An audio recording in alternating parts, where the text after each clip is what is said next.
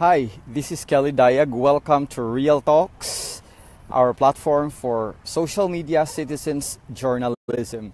Today is the 7th of October 2017. It's Friday here in the US. I just came from work and I did some patient documentation. I'm here in Oakland, California by the lake. So I said, it's good to have a live blog here. Mr. Mark Pulintan, hello Earl. Earl is a good friend of mine. Mr. Edoy Arieta from Hong Kong, attending the event of the anniversary of DDS Emilio Aguinaldo in Hong Kong. And Hilton, hi. Yeah, the reason being that I said I cannot wait to do a live blog since it's still mailaw pa. Dito ako mag-vlog. So our topic for today is about the topic at Stanford University College of Governance. It talk about the digital technology and democratic values to balance the mainstream media's bias, and of course to balance the oligarch, the power of the oligarch. So that means that pakishare po sa lahat ng mga DDS pages at mga pages ng ibang grupo na DDS at BBM. So thank you from Hong Kong. Yeah, so I have to talk about the bakit ang mga tao revolution. This is a revolution. Revolution of the ordinary people, revolution of the masses to speak, to talk regarding the ills and the misdeeds of the mainstream media. So imagine, ordinary people stepping up on the plate to speak about the mainstream media's failure to deliver what is expected of them. And what are those? Yung pag-report ng walang pag-edit-edit, yung pag-report ng katotohanan, yung pag-report ng walang kinikilingan, yun ang kulang. Yun ang kulang sa mainstream media. And it's high time that, actually it was Hillary Clinton who was the guest speaker at Stanford. I live like 35 minutes. It's only like 35 minutes from Palo Alto, where the Stanford is located. And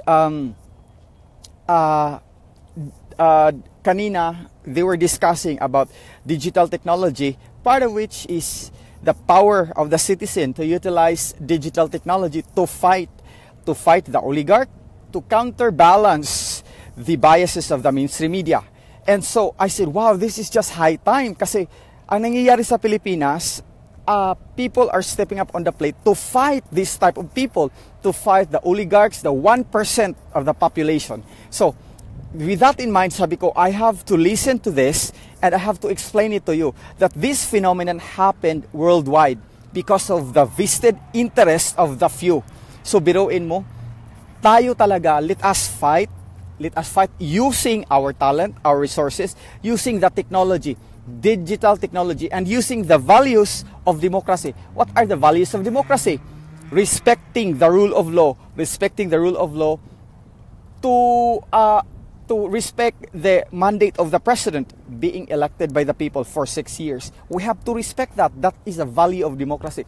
Respecting the policies of the government, respecting who are in the office, who are in the position. Yun. Pero sila hindi matanggap-tanggap kasi akala nila they own the gold. According to Ellen Tordiserias at her write-up, in the Philippines daw, those who own the golds, those who own the wealth, rules. Yun daw ang sinabi niya. But let us not allow that to happen. It happened before, it will happen again. No, we won't allow that. We will fight them. We will fight them with our truth. We will fight them with our belief and conviction. So paki-share po sa lahat ng DDS at BBM pages ito para malaman ng mga tao. So, itong sinasabi ko, I took this as at what I learned at the Stanford during the lecture earlier. Digital technology and democratic values countering the power of the oligarchs in the mainstream media. Bakit kaya mainstream media? Kasi mainstream media, they edited the stories to satisfy or to fit their agenda, to forward their agenda. It will take them a while to deliver the news. It will take them 8 hours, 10 hours to edit, take 1, take 2, take 3, to make sure that the story will fit on their needs. To, again, shape the mind of the people.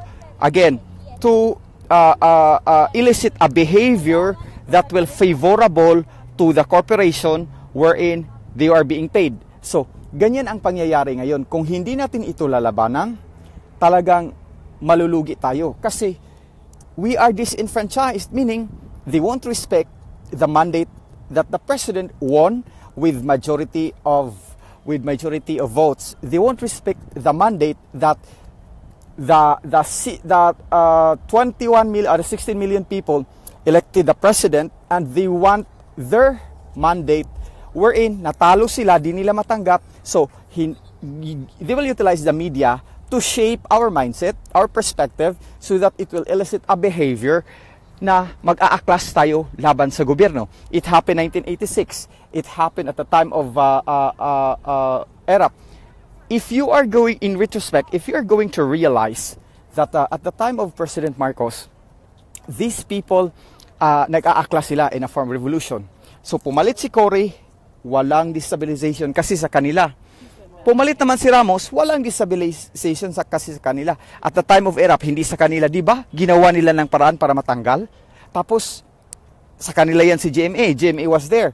And so, pag ano kay GMA, nung tumiwalag na sa GMA sa kanila, they try to remove GMA, but they cannot. So what they did, iba't ibang destabilization campaign. And ngayon naman na nanalo si Duterte, hindi nila matanggap-tanggap. So that means, nasanay na kasi ito sila na gawin ang gusto nila just to fit their agenda. And because of it revolutionized the digital technology used by the people, tayo, kayo, na revolutionize. We will have a revolution to fight them. This is a revolution. People doesn't thought that this is just an ordinary. This is actually a revolution to fight off the mainstream media, to fight off the oligarchs, and using the democratic values. What are the democratic values? The values of protecting those who are in the office. The values of adhering to the rule of law, that the president has 6 years in the office, that by hook or by crook we have to protect him because he is the duly elected president of the country. Following the rule of law on the policies being implemented by the president, on the policies being implemented by the government for the people. So, hindi nila matanggap-tanggap at akala nila na if they are going to manipulate us using the mainstream media, they can sway the emotions of the people, they can fund the emotion, they can i-brainwash ba? No, gone were the days. It will never happen again because of the digital technology. Because people are stepping on the plate and to fight them. So by the way, I am in Oakland, California. So by the lake, I used to live in that building. Oh, sama niyo? Yeah. I used to live in that building. You know, yun ang nasa gitna, na green ang glass. I used to live that one. Okay. So, yeah. Ganito rin. I have to make a comment on Leni Robredo. Kasi, I have a Twitter and I am not really active at Twitter. And sabi niya na sa Senado kahapon, yung mga purveyor of fake news nandoon, mayayabang ang aangas. Hoy, Leni Lugaw Robredo. Before you tell that, tell yourself, ikaw ay fake na Vice President. If you accuse people of purveyor of fake news, paano na lang ikaw at the office that you occupy, you are a fake Vice President. You did not won. I know that for a fact. We know that for a fact. And you having the audacity to tell PP, Mocha, and all other bloggers that they are purveyor of fake news. Tingnan nyo muna ang sarili mo. Bakit nandyan ka pa sa opisina? You are fake. My God, you are fake. Because of Pigos, you won. Because of the programming of the mainstream media to shape the mindset of the people, you won. Huh? You have the guts to say that. You have the guts to say na they are purveyor of fake news. Ikaw, you are a fake vice president. Umalis ka nga dyan. You don't have no right to stay there in just for a minute. Ha? Hindi ka ba nahihiya? You are a purveyor of fake news daw. Sila TP, sina mo. Pasalamat nga tayo sa kanila. Because of them, there is no tyrant oligarch. There is no tyrant mainstream media because of them. And having the guts na sila purveyor of fake news. Ikaw, sino ka ba? You're a fake vice president. That's why, Miss Robredo, I have to tell you, before you point finger to others, look at yourself first. Kung sino, kung saan ka nakatayo, at hindi ba questionable yung opisina mo. You have the guts to tell that to everyone. To tweet that. Hindi mo naisip na your office is questionable. Having you at the office of the vice president is very questionable. Huh? Even you won here in the Bay Area. I even question that right after the canvassing. Hindi mo na-realize na 46 precinct, Leni Robredo won precinct 1 of precinct 46, when in fact there is no Leni fever here in the Bay Area. When in fact nobody campaigned you here. I know that for a fact because I lead the DDS North California along with the BFD to campaign for President Duterte, and inano ko yung mga Filipino organization kung sinong sinuportahan. May BBM fever because of a big group of Ilocano. May Cayetano fever because of the Taguig people. But there is no Leni fever. I know that for a fact. Bakit ikaw ang nanalo, Vic? Saan mo kinuha mo yung boto? Minagic mo? Kaya wag ka talagang galing-galingan at sabihin mo na fake news. Ikaw, you're a fake vice president. Hindi mo yan na-realize. Kung may ano ka pa sa mukha mo, umalis ka dyan. Umalis ka dyan. Umalis ka dyan. Nakakaano ka na eh. Nakakapuno ka na eh. Nakakaano ka na, tapos magsabi-sabi pa, fake news. Hindi niya na-realize na siya mismo, she's a fake vice president of the country. Okay? So, one thing, there is a Citizens National Guard, and Inquirer are quick to make a commentary that this is created to silence the opposition, to silence those people who are dissenters of the government. No, of course not. For a healthy democracy to thrive, it is good to have an opposition. It is good to have a dissenters of the government. But it is a different story if these people who are the same faces, conniving with the CBCP, conniving with the mainstream media, conniving with those corrupt politicians, making some accusations, insinuations to fan anger, to elicit hatred to the government. I tell you, that is not a healthy opposition, or that is not a legitimate opposition. They are destabilizers of the government. And what will the government do? Of course, labanan natin at lalabanan natin yan. So if I were you, let us join the Citizens National Guard. So there is a fury that LP with the person of Kiko Pangilinan, sabi niya, LP is not destabilizing the government. LP is not in any way destabilizing or in any way putting down this government. LP, kung totoo yung sinasabi niyo, it should be in line with your action. Right? Kung sabihin niyo na you are not destabilizing the country, destabilizing the government, bakit panay kayo tuligsa? Panay kayo accuse? Panay maraming propaganda? Pati kayo sa simbahan. Simbahan mismo. Hala, what authority, what competence do you have to determine who is fake page, fake news or not? Ang pari naging Manoy Tomas Laksamana, ang pari naging Leonor Gandamon, ang pari naging they have the competence to decide who is fake news, who are purveyors of fake news. Hala, ang galing ng mga pari. Ano kayo? Expert kayo in journalism? What standard metrics did you use to verify if a page or if somebody is a purveyor of fake news? What metrics did you use? What standard deviation did you use? Do you have the validity and reliability? Who are the people? Let us talk about statistics. Let us talk about validity. Let us talk about evidence-based. Sige nga. O kayo mga pari, ang gagaling mag-anong mga fake news. ang galing maka-accuse. O kayo, hindi kayo fake na pagkapare, ha? Fake magkapare, mahilig kayong mangjirjir. Alam ko, part of your, mahilig mangjirjir, ha? Huwag kayong magpa-plastic-plastic dyan. Huwag kayong magpa-urukan-urukan dyan, ha?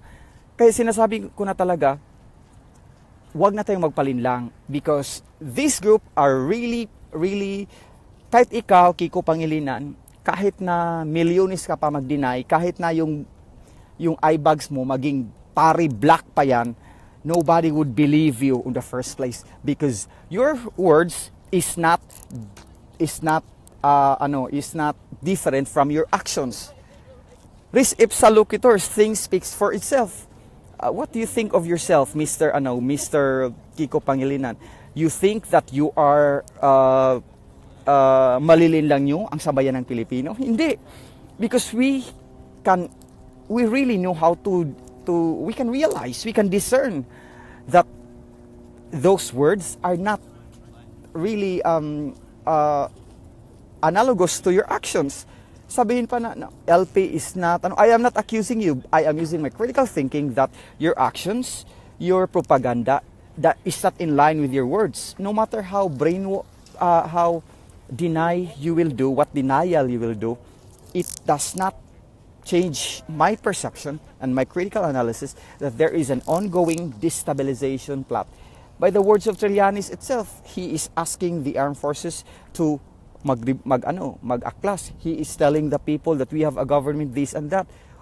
Oh, what is that? Is that not a word to fan anger, to fan emotions, to motivate people to not support the government? O anong tawag dyan? Sige nga. Kaya nga sabi ko, sobra-sobra na itong ginawa niyo. Parang that is beyond paglilin lang na para bang ilaron pataba ayaw na gud pangilad gud mo na makakapoy ba mo na makalagot ba. Gone were the days at your time that we cannot validate facts. Gone were the days at your time that what you feed us are the words of truth. What you wrote on the newspaper without any inkling, we follow, we believe. Wala na. Sobra-sobra na yan. Sobra-sobra na. That's why I really have to speak. This is a revolution. What we're doing right now, tayo, interactive journalism. Nababasa ko ang mga sinasabi niyo. Nababasa ko ang mga komentaryo niyo. This is the new revolution. We are revolutionizing the journalism. Meaning, pag-aaklas ito against the oligarch, against sa mga bayarang mainstream media na hindi na tayo maniwala sa kanila. And digital technology, using this platform, using and having the values of democracy. What are those? Following the rule of law, respecting the duly elected president of the country as the head of the state, following the policies of the government that are democratic values. Okay, being the real partners of real change, that is a democratic value. Let us not be brainwashed by the words of the yellows, by the words of the oligarchs, by the words of the bayarang media, by the words of mga parte sa mga simbahan na acting as they have the competence to decide what's the fake news or what. I mean, para mong sinasabi na, oh, may sakit ka, punta ka sa engineer, magpa-doktor ka. Para yung sinasabi na, magpagawa ka ng bahay, sige, punta ka sa accountant. Oh, ikaw Bam Aquino, quoting the CBCP as the group na makadecide who is fake news or not. Para bang, hello, saan ba yung pagkasumma cum laude mo? Baka ganyan ba ang level of standards yung pagkaano mo, pagka-edukado mo? Sabi ko, parang ano na to parang we are playing games here. I mean, gone were the days that you can it's easy for you to brainwash people without even checking the validity of your words. This is a revolution. People revolted against the oligarchs. People revolted against the truth of the mainstream media. That means mainstream media in the Philippines, you are no longer effective. Karin Davila, I tell you, you are no longer effective in shaping the mindset of the viewers so that it will elicit a belligerent behavior towards the government, so that our reaction will fit on the agenda of the yellows and of the corporation where you work, and of those, the advertisers, the corrupt politicians na binayaran kayo para magsalita, para siraan ang mga tao, para ang behavior nila, they will have a perception na totoo ito ha, dapat mag-aklas na tayo, dapat mag-revolt. Ganon. No, you are no longer effective because of the digital technology that we utilize against you. This is a revolution against the rich, against the oligarch, and against the mainstream media. So, give it 2 years, maraming mawalang trabaho na taga mainstream media kasi ang mga tao hindi na nalilinlang. People listen to the words of the citizens journalists because this is life. Citizens journalism is life. You guys can really relate on me. I can relate inyo. Damako ang dalamhati ninyo kaya nandito tayo ngayon. Yes, Mr. Richie Acuman, bye. Kumusta? Valamida, California. Yes, mainstream media, their purpose actually is not to empower the people to know what happened to the society. Their purpose is actually they are paid by their corporation and they are paid by the advertisers to shape our mindset so that we will have a perception fitting to their agenda, so that our behavior on the issue and our behavior towards the person na tinutulig sa nila ay magkaroon tayo ng galit at mag-aalsa tayo. Yan ang mainstream media. Edit, take 1, take 2, take 3. To satisfy the agenda of the people who pay them, of the corporation where they are connected. That is the reality. Kaya, it made rise to the citizens journalists like you and me. People who are here utilizing social media to get information. Kayo, we can be journalists in our own rights using the platform at Facebook, Twitter. Whatever you posted there na may ibalita kayo, kahit hindi anything about community happenings, you are already acted as a journalist. We are in our own right journalists already. Kasi yung information na naipost nyo, it will be cascaded, it will be shared. So we have to utilize this platform. This is an innovation that we need to utilize para ang mga tao magising na sa katotohanan. Again, give it 2 years. What happened to the mainstream media in America will also happen to the Philippines. That's why Ellen Tordesillas, na parang akala ko nagtitinda ng money when I was at the Conrad Hotel during the ASEAN Summit, sabi ko, Ellen Tordesillas ba? Kasi para talagang nagtinda ng money, nagdala ng buyot ba na blue na plastic bag na mura og kuan bitaw, mura og kana nga murag buyot ka nang naay kuan ana, murag naay Bisaya nga term ana. Akala ko talaga hindi siya kasi everybody's wearing business attire. I mean, that is ASEAN Summit. Why the heck will you see somebody na parang nagtinda ng money? I mean, no offense meant, wala akong inano na mga tao na that is dignified job, that is, pero sa akin lang is put things in perspective. If you're invited to an ASEAN Summit where people there are wearing business attire, and everything, you should be prim and proper. Kaya ganun alangan naman si Kelly invited doon ASEAN Summit tapos mag-jogging pants lang ako tapos mag-rubber shoes. Hindi tama. Dapat if you're invited to an exercise or dapat mag-rubber shoes, mag-short ka, pero functions like that, you need to dress well, properly. Pero si Aling Ellen, akala ko nagtinda ng mani kasi nagdala ng buyot. Sabi ko siya ba talaga yan? Parang hindi man yan siya. Kasi kausapin ko siya, I need to talk to you, ma'am, like what I did to Pierre Nada. We had a healthy conversation when in fact we debated, but at the end of the day, I earned her respect. So, yun lang ba? Wag na tayong magpagaling-galingan pa. At ito pa, Vera Files.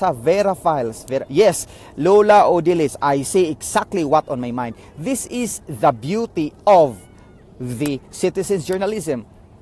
Whatever at my mind, what I think is a right thing to say, I am not being censored by a director of, say, ABS-CBN or GME7 or Rappler. to make sure that my words is politically correct, that it will be fitting to the agenda of the corporation or to the people who advertise them, who pay them millions and millions. This is life. You can relate to me. I can relate to you. We have the same mindset. This is a revolution that the people in the mainstream media and the oligarch try to prevent. This is awakening. Let us not be brainwashed by them. This is reality. This is life. Let's stand on our ground that hindi na tulog ang Pilipino at hindi na tayo magpalinlang, right? So, Kiko Pangilinan, the LP, CBCP, the mainstream media, even if you said that there is no destabilization, even if you said wala kayong ginagawang masama at hindi kayo nag-destabilize, using the dictum of res ipsa loquitur, things speaks for itself. Your demeanor really speaks of destabilization, really speaks of going to removing a president by, according to political warfare. This is a propaganda to change the mindset and create a behavior of being belligerent to whoever is in power. Meaning belligerent, negative, aggressive to that ano. So you are planting your seeds already to change the mindset of the people. Let us not allow that. Let us guard our senses that this is created by the mainstream media, by the oligarch to sway the Filipinos. Let us not believe their words anymore, because these words, the news that you have, even hello Ate Marian Laksamana, even those a simple delivery of their breaking news, everything is twisted.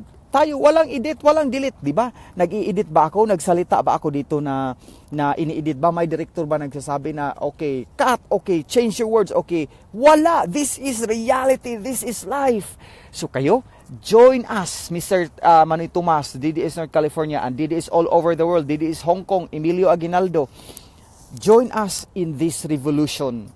Marcelina sa Taiwan, join us to guard our senses, to prevent the oligarchs, the mainstream media, to prevent their words to be inculcated in our mind. Our mind, we are given by the Lord intuition. We are given the delicate conscience to guard our senses. Let us use that to prevent penetration by these people. Kung sabi nila noon na laban, ang sasabihin natin ngayon, Duterte, I am a Filipino, I am a law-abiding Filipino, I will gonna respect the rule of law that Duterte has the mandate of 6 years in power. Lalaban tayo at let us not allow anybody, whatever their words it may be, whatever makabuhig patay ang ilang pulong, let us prevent that to come into our minds and heart, because that is wrong, because the democratic value states that we have to respect the rule of law, which stated that the president has 6 years in the office as a mandate to govern. 6 years. Mag-antay kayo mga LP, simbahan, mga yellow, mga oligarch. Mag-antay kayo, suck it up, because at the time of Aquino, kahit hindi na namin kaya, hindi ko na kaya na nandyan pa yung incompetent na pagkataong yan sa mamasapano, sa mga DAP at FIDAP, o nag-alsa ba kami? Hindi, because we respect the rule of law. Sana ganyan ang gagawin ninyo at do not ever fan emotions and anger to have the people revolt against our president, because we won't allow that. Lalong mag-aalsa kaming lahat, lalo kaming mag-aalsa.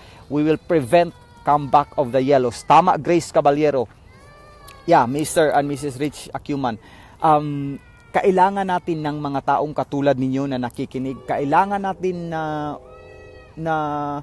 mapagmatyag, at kailangan natin na, kung kailangan na, kasi this is a political warfare.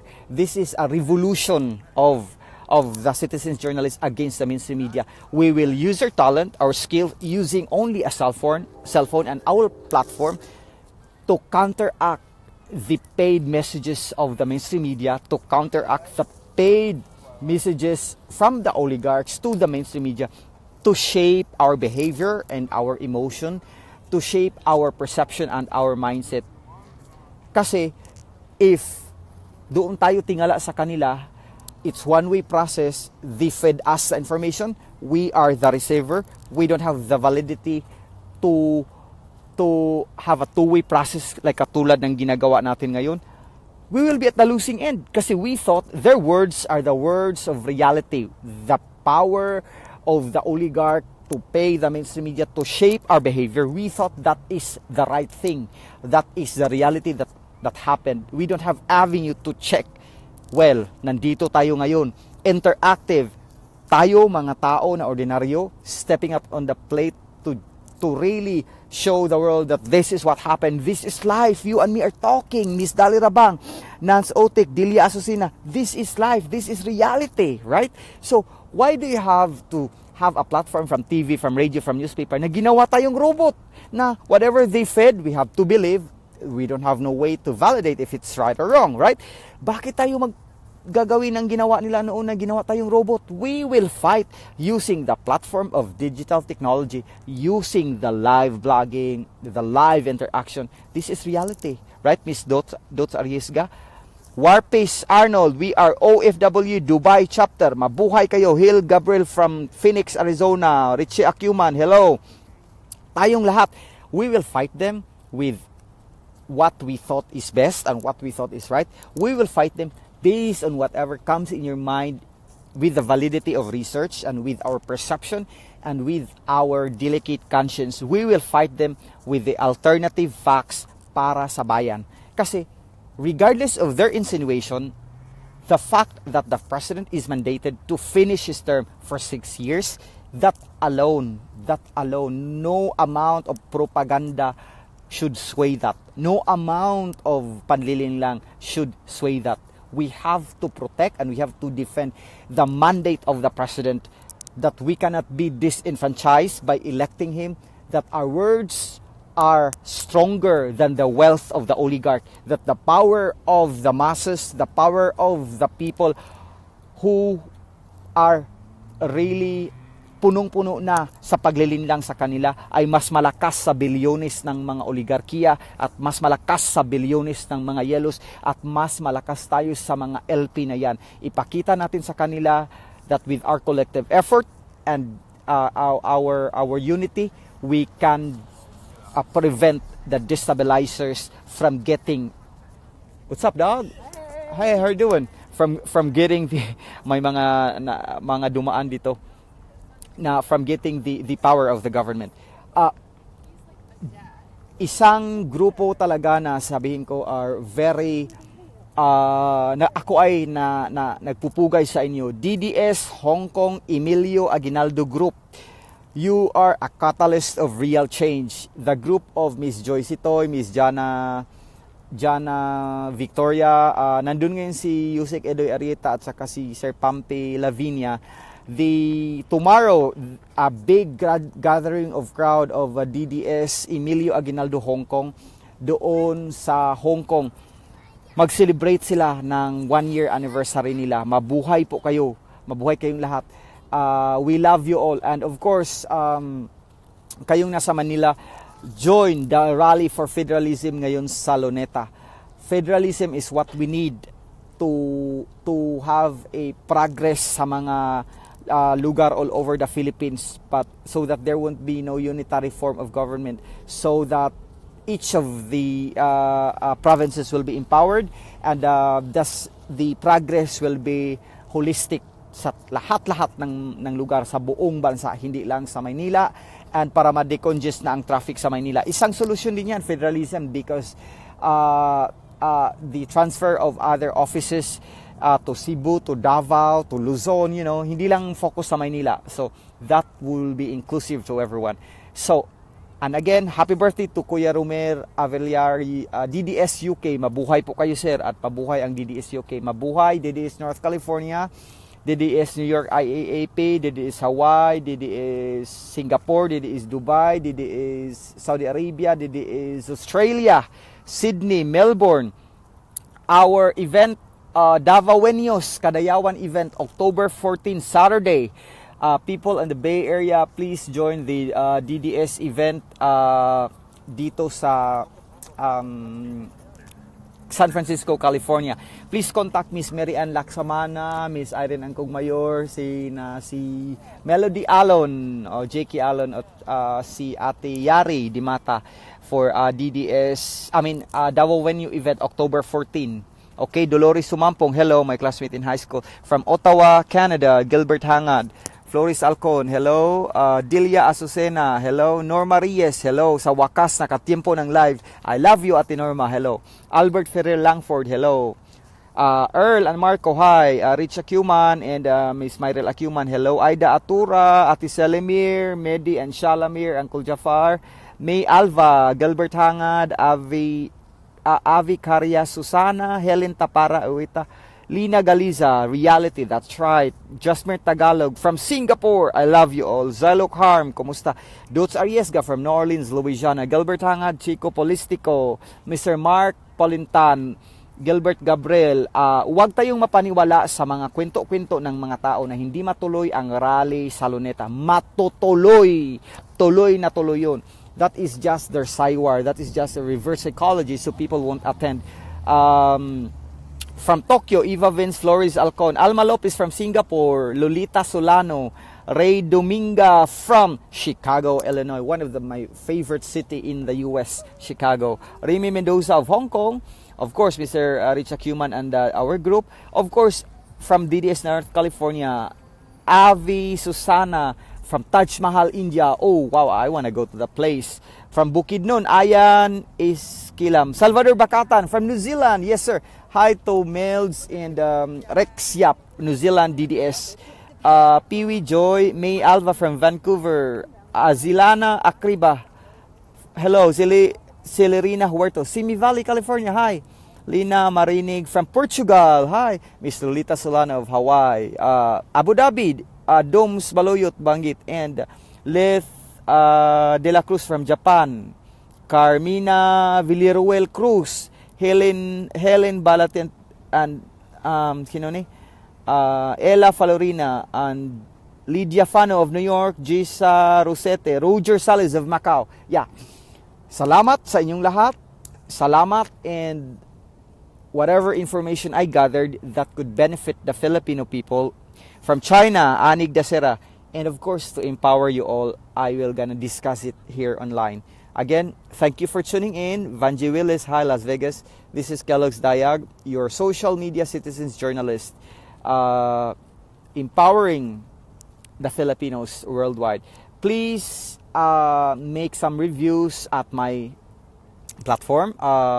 If you can give me 5 over 5, that would be great. If not, please make a comment so that I can improve my engagement dito sa platform natin. Mabuhay kayong lahat! I love you all. From Pennsylvania, Francis Escoben, Roland Marana, hello. Liza Hashimoto, Delia Azucena, yes, Mr. Rich Acuman and DDS Norcal. I love you all. God bless. Kellogg's Diag po, ang iyong lingkod. Bye-bye.